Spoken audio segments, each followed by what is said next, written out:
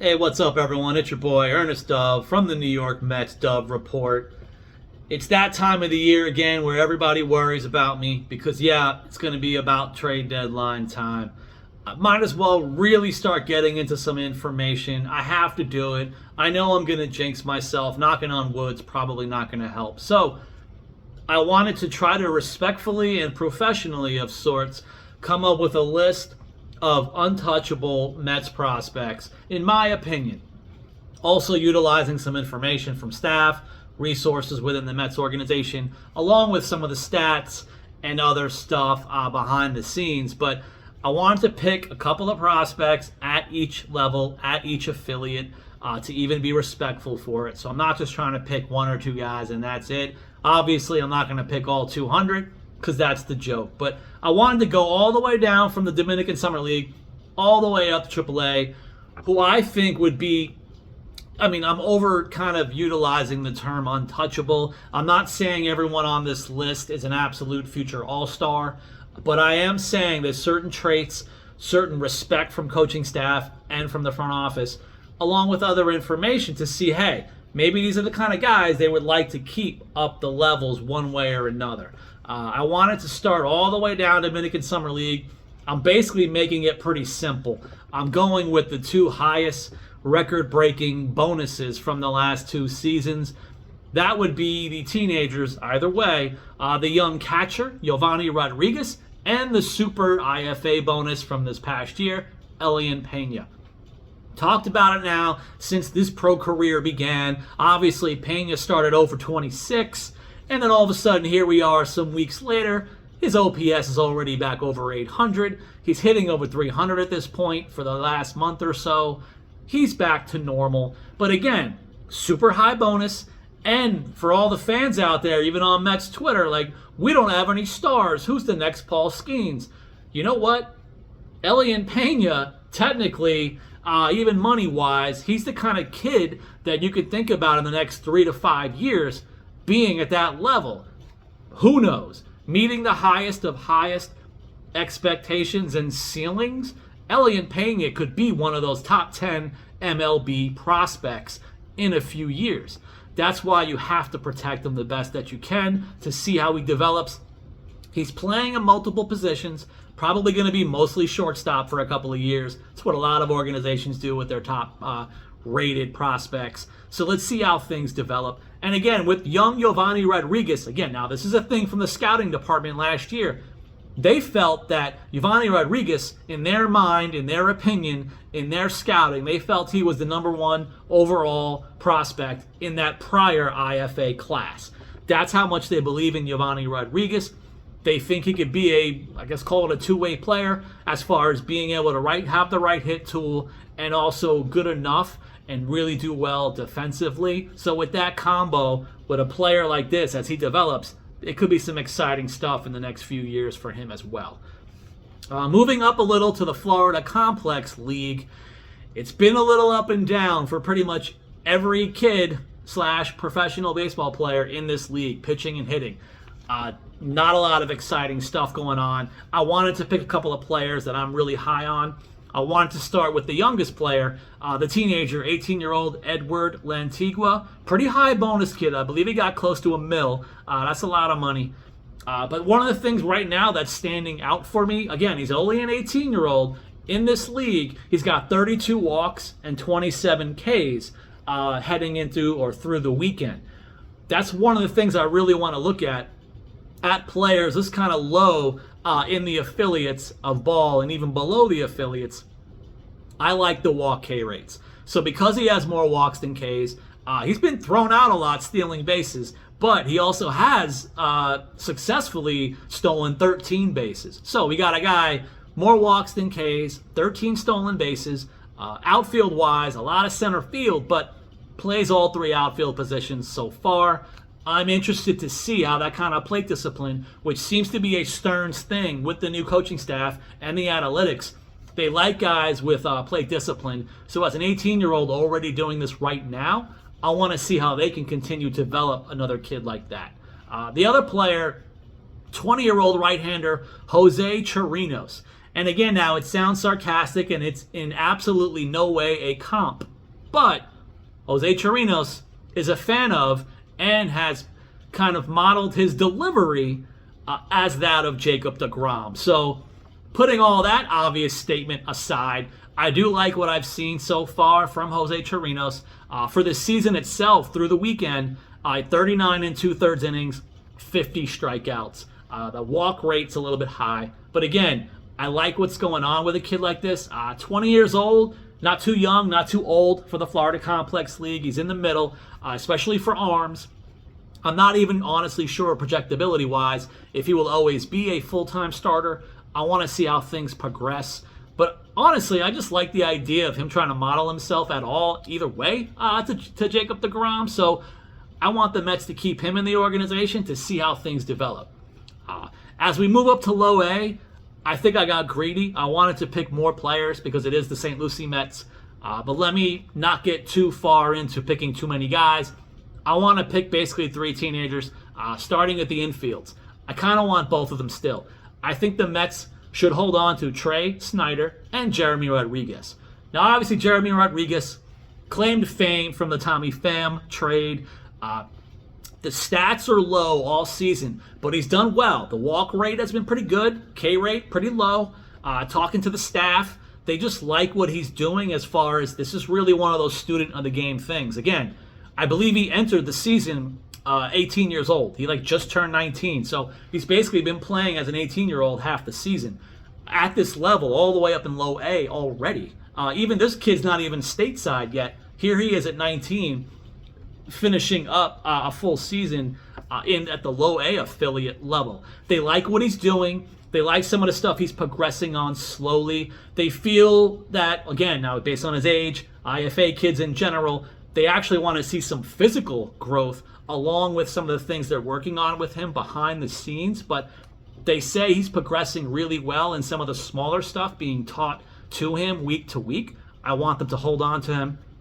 Basically can mimic what I said about Trey Snyder, who they said, again, the stats aren't huge this year, but I like the walk rate. I think the K rate's good enough.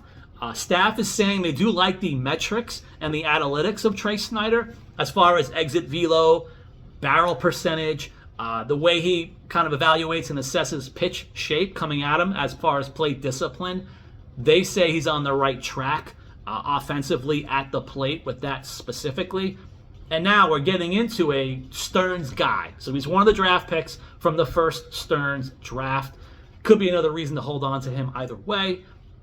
The other guy I want to bring up, because you could never have enough catchers, because I'm being biased and I was hyping him all spring, he started getting hot recently. Definitely, again, one of those kids, more walks than Ks already in low A, as a catcher. Daverson Gutierrez. He's another guy I think the Mets should hold on to. Talking with the staff, again, they like, obviously, the plate discipline to get all the walks. They're also saying or implying they really like his leadership and they like his maturity and balance, how he balances things out even emotionally with the ups and downs. Make an error. He's made errors this year. At the plate, he's had games where he goes 0 for 4. But again, they like the overall maturity. They like the way he gets through those certain things. And again, he's only 19 years old, all the way at this level. Got to be among the youngest players overall in the league, and this is as a catcher position. So again, when I hear leadership, maturity, balance from the catcher position at this age, with a player who's basically kind of flirting with 400 on-base percentage a lot, I like some of the basics and the groundwork that they have in Daverson Gutierrez. I want to see how that develops. Moving into high A Brooklyn, part of me wants to choose the entire organization and move on, just save everyone in the affiliate. I want to try to do my best with a part of a bias to pick at least just a batter and a pitcher. So the batter, obvious. It's going to be Jesus Baez because I'm doing that until the day I something. Jesus Baez, again, middle infielder who can also play third base. He has arm, range, instincts, what you need at all three positions. He could also still handle shortstop. So this is a guy who's very versatile. And the Mets love, since last year, they love his metrics. They love his exit velocity, which is why I gave him the term, Jesus exit velo bias. He hits the ball hard. makes a lot of contact. He's got enough walks, really doesn't strike out that much. And he actually just turned 20 years old, and he's already in high A. So again, the age is good, the walk rate's good. He's a bat-to-ball guy, but also for exit velocity. So you could think maybe next couple of years as he gets bigger and stronger, you may even see more pop developing for someone who already has the plate discipline. Now, from the pitcher position, I can name a lot of guys. So as far as who should be untouchable based on possible future, like as a sleeper pick, this is going to be an interesting one for me. I want to go with the right-hander Will Watson, who through the weekend has a 2.29 ERA, 35 and a third innings, 41 strikeouts. I'm going with him because, again, even from spring, talking to one of the minor league staff, he's one of the first names that came up. Not as a star, not as a McClain and a Tong, but I was told they really sincerely find him absolutely interesting. So I'm thinking this is more of a surprise sleeper pick based on a guy who still needs to develop. Even as I believe a college arm, he's not ready yet, and he wasn't ready in spring, but he's looking good right now, looking like he does a lot of piggybacking in his starts. But for something like this, it sounds like one of those guys who could maybe start to blossom at age 25, 26. He's age 22 now. I want to see how someone like this develops with the lab, with the coaching.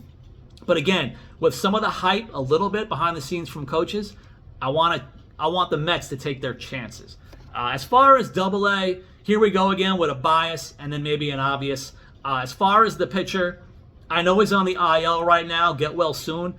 I say the Mets have to hold on to Zach Thornton. He's for a lefty who basically had a 0.44 ERA in Brooklyn before they had to move him up, and he was already dominating Double-A before his IL stint. A guy like this, a lefty, as far as velocity, his velocity ticked up this year. It was more 92, 93. He could possibly top out at 95. And again, he was probably 89, 91 last year. So everything was getting built up. He was getting stronger before this injury. And again, when you have a left-hander who I've said now online multiple times, he may be the biggest strike thrower in the Mets organization as a pitcher. And that's reliever or starter. And he does it as a starter. So he's one of those guys, because of that command, he could possibly be David Peterson 2.0 as well, along with possibly even the other arms. I have to throw guys in here. Because it's Double-A, you know what? I have to name too many guys. So I like Thornton, because a lefty, huge strike thrower. Then you got to go with Santucci. Again, Santucci could be David Peterson 2.0. And he's the guy that can go 95 to 97 as a lefty for Santucci. Things are coming into kind of play now. Earlier in the year, I started asking staff, what are your thoughts on Santucci's struggles? They said, oh, it's coming. So, and that he's hit his hot streak for like the last month or so, ever since staff told me what was coming. So they love the idea of Santucci. He's getting better and better week to week. He's now at the Double-A level. I like what's going to be happening. And then, of course, the other obvious, Jonah Tong. There's absolutely no way the Mets should trade Jonah Tong. We're going to talk all day about veterans, and I know even people are going to say, whatever, trade everyone for everyone's veterans, even rentals. No one cares. They want to get into the 2025 season, make or break, and never worry about anything. But Jonah Tong, again, talking to the staff, with the right amount of pitch command, Jonah Tong's a frontline starter. That's not my opinion. That's the opinion of staff and representing the Mets organization. So he's that close. He might be on the cusp. I don't know if that means SP1, SP2. I just think he's a frontline starter, potentially. You can't give that up right now. He's got probably the highest K rate in minor league baseball at this point. So go ahead and take your chances on Jonah Tong. As far as the hitter, the other obvious one, Carson Bench. Again, Bench is a Stearns draft pick. Exit velo, barrel, he's got it all. He even goes opposite field naturally, but he can pull the ball as needed. The walk rate is really good. He's been flirting probably with 400 the entire season. And I just feel like, as I've said online actually just recently, Carson Bench, when you think about it as far as Mets-centric comparisons, what he's doing immediately right out of college, I don't think the Mets organization has seen this since possibly who? Conforto, Alonso, he could be the next one of those versions of guys who's been hitting ever since he showed up in pro ball. He could be in the major leagues very quickly. I can see Carson Bench in the major leagues next year one way or another, so I'm super excited about it. And then as we get to all the way to AAA, before I name too many guys, I know I'm going to miss people anyway, I want to talk about two pitchers in AAA that I think the Mets organization should definitely hold on to. The one obvious is Nolan McLean. And the reason why I'm saying Nolan McLean, besides the obvious of the stats, I know he got roughed up in the last outing. But again, talking to staff, even from last year, I started posting it online per source. They were saying to buy stock in Nolan McLean. They knew this kind of situation was coming because they felt a ceiling wasn't anywhere near met yet from last year. Now that he's a full-time pitcher, you see what he's doing. So it's kind of like he's a little bit like a year or so older than Tong, but he hasn't met his potential at all yet either. He's still peaking at this point as a full-time pitcher, as a starter. There could be even more room in the tank of sorts to grow even further. That's something you really don't want to mess with, because if he gets even higher of a ceiling at this point, he may also be another frontline starter. The last guy I want to mention for this video, not really a left field kind of situation, but I want to talk about the flamethrower, Dylan Ross, because again, maybe it's another versions of a new Stanek or something. You don't often get guys who throw 97 to 102. And that's what you have in Dylan Ross, who, by the way, even like a Bench, basically, Ross has missed a lot of time in pro ball. Here he is now, healthy, playing consistently, and he is absolutely thriving. I've been mentioning it online that Dylan Ross, by the way, in the month of July, at least through the weekend, he hasn't even allowed a walk in the month. And this is a guy who had a higher walk rate at the beginning of the season. It's probably more just getting his reps, because again, he hasn't played a lot of pro ball. Here he is absolutely dominating right now. And I know fellow Mets fans are like, we need arms, all these pen arms the Mets are calling up, what is going on? I think even by the end of this season, definitely next season, instead of calling up the guys they're calling up, they may bring on a version of Ryan Stanek 2.0 here in Dylan Ross, who while also throwing 102, he's also known for more of his splitter that is really good. So because of that, I think a guy like this could project out as a back-end reliever. I don't know, pure closer, could be at least 7th, 8th, 9th guy in Dylan Ross. You want to hold on to a player like that. But you know what? In general, hold on to all your prospects. Hug them tightly. Please subscribe to my channel. I'm trying to set up some really cool stuff now in the week ahead. Hopefully very soon I'm going to start doing more player interviews. And I'm trying to set up some things, including one of the top prospects in the Mets organization. So be on the lookout for that. Please continue to support your boy, and I'll see you next time.